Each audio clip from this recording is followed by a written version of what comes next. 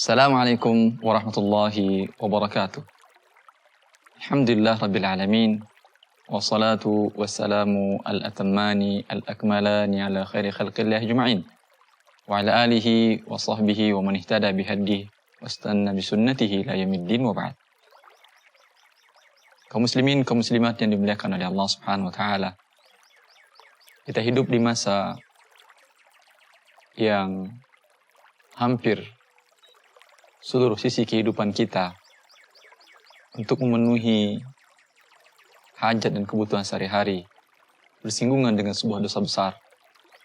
Sebuah dosa besar yang pernah dikatakan oleh Imam Malik, "Ma wajadtu fil Qur'ani dzanban a'zam min ayyudkhila ar-rajulu fi jawfihi riba." Saya tidak pernah menemukan dalam Al-Quran setelah beliau bolak-balik dosa yang lebih besar yang dimasukkan oleh seorang manusia ke dalam perutnya daripada riba. Disitir oleh Al-Qurtubi perkataan Imam Malik ini ketika menjelaskan firman Allah Subhanahu wa taala, "Fa'dhanu biharbin minallahi wa rasulih." Jika kalian tidak berhenti dengan melakukan riba, sungguh kalian mengumumkan perang melawan Allah dan melawan Rasulnya. Pernah terbayangkah oleh kita seorang manusia yang kerdil? Tidak ada sepersekian perbandingannya dengan makhluk Allah yang lain. Sekarang dia perang melawan Allah. Allahu Akbar, Allah yang Maha Besar tersebut. Apa akhir daripada sebuah peperangan yang musuh dilawannya adalah Allah dan Rasulnya?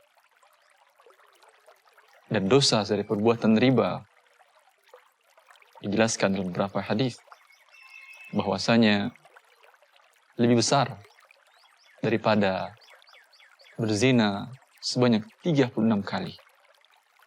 Dari mana ini datangnya? Bukankah kita mengatakan, saya memberikan kebaikan kepada orang yang meminjamkan uang kepada saya. Dia telah minjamkan uang kepada saya jumlah sekian. Dan uang ini saya gunakan untuk memenuhi kebutuhan saya. Kebutuhan ini sebuah kebutuhan yang sangat penting. Lalu kemudian saya berikan imbalan. Kenapa saya dikatakan sama dengan dosa berzina 36 kali? Kemujizatan dari sabda Rasulullah SAW ini diketahui sekarang oleh orang-orang dari para pakar ekonomi mengatakan bahwa penyebab utama dari inflasi tersebut adalah riba yang dilakukan oleh perorangan dan lebih dari itu seorang lembaga usaha. Dalam hitungan matematikanya, bila masyarakat menyimpan dananya dalam bentuk deposito di sebuah lembaga riba, lembaga riba ini menjanjikan untuk dia 5% dari pertambahan uangnya. Dari mana 5% ini diambilkan oleh bank itu? Diputarnya lagi dalam bentuk memberikan pinjaman ini kepada para pengusaha. Maka pengusaha harus membayar riba yang lebih besar lagi, 11%. Kemudian ini barang dan jasa didistribusikan kepada khalayak ramai. Khalayak ramai distribusikannya dan mendapatkan barang dan jasa yang sudah ada pertambahan riba sebanyak 10% lebih. Kemudian menurut hitung-hitungannya sampai 23% dari nilai barang yang dari awalnya dari riba tersebut dengan pinjaman modal riba, 23% dari nilai barang tersebut dan jasa itu adalah untuk menutup riba.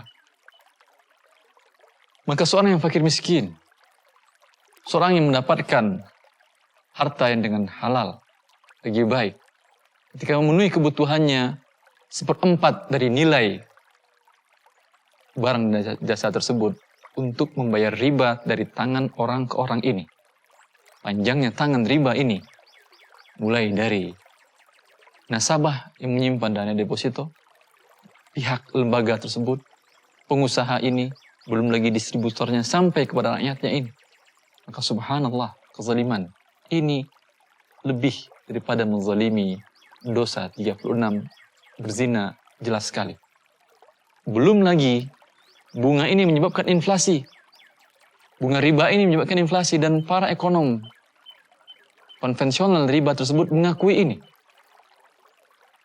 Mereka mengatakan bahwa dunia tidak akan pernah selesai dari krisis dan inflasi selagi di situ masih ada bunga riba. Lihat kezalimannya.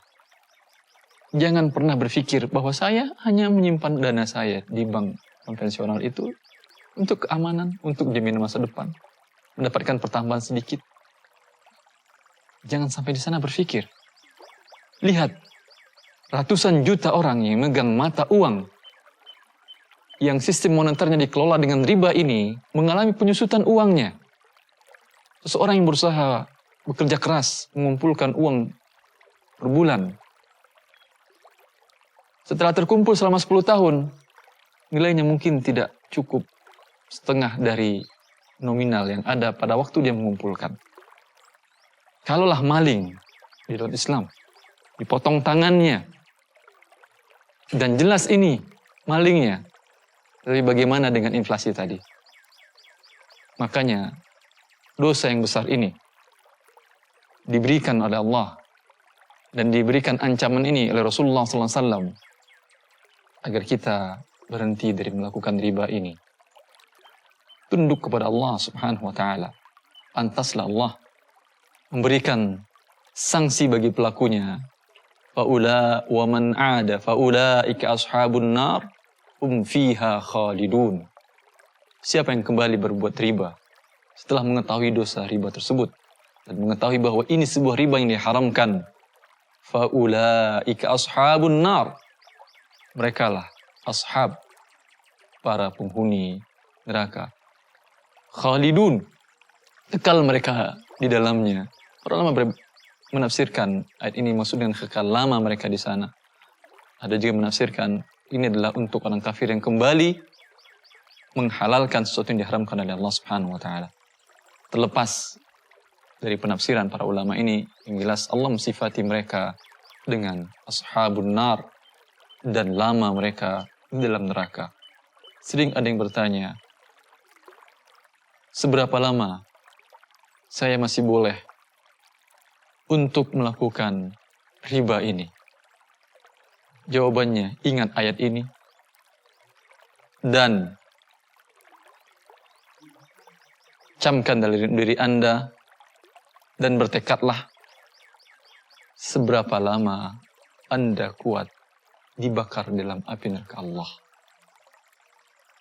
Tidak kuat sesaat, berhentilah dari riba mulai dari saat mengetahui Allah mengharamkannya.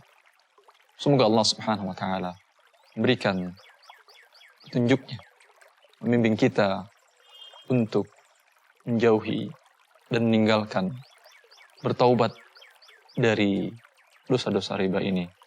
Semoga bermanfaat. Assalamualaikum warahmatullahi wabarakatuh.